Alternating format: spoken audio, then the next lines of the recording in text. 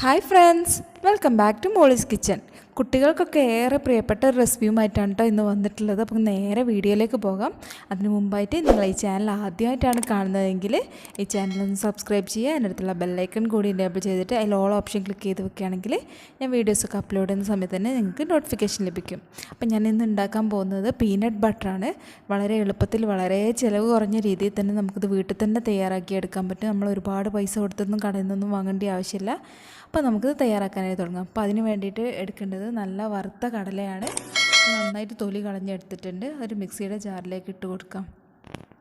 1 cup കടലയാണ് ഞാനിപ്പോൾ എടുത്തിട്ടുള്ളത്. ഇതുപോലെ ഒന്ന് ക്രഷ് ചെയ്തെടുത്തിട്ടുണ്ട്. ഒന്നുകൂടി ഒന്ന് നമുക്ക് മിക്സിയിലിട്ടൊന്ന് അടിച്ചെടുക്കാം. അപ്പോൾ അത് ഒന്നുകൂടി ഒന്ന് അടിച്ചെടുത്തിട്ടുണ്ട് കേട്ടോ. ഈ ഒരു പരുവത്തിലെത്തിയിട്ടുണ്ട്. ഇനി ഇതിലേക്ക് 1 ടേബിൾ സ്പൂണ് സൺഫ്ലവർ ഓയിലാണ് ഒഴിച്ചു കൊടുക്കുന്നത്. ഏത് ഓയിൽ വേണമെങ്കിലും ഒഴിച്ചു കൊടുക്കാം.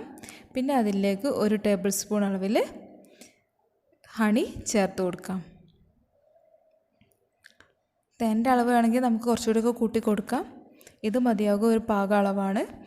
ഇത് ഒന്നുകൂടി ഒന്ന് അടിച്ചെടുത്തിട്ടുണ്ട്. ഇപ്പം ഇനി ഒന്നുകൂടി ഒന്ന് ലൂസാക്കി എടുക്കാൻ വേണ്ടിയിട്ട് അതിലേക്ക് 1 ടേബിൾ സ്പൂൺ കൂടി ഓയിൽ ചേർത്ത് കൊടുക്കുന്നുണ്ട്. ഇനി ഒന്നുകൂടി ഒന്ന് അടിച്ചെടുക്കാം.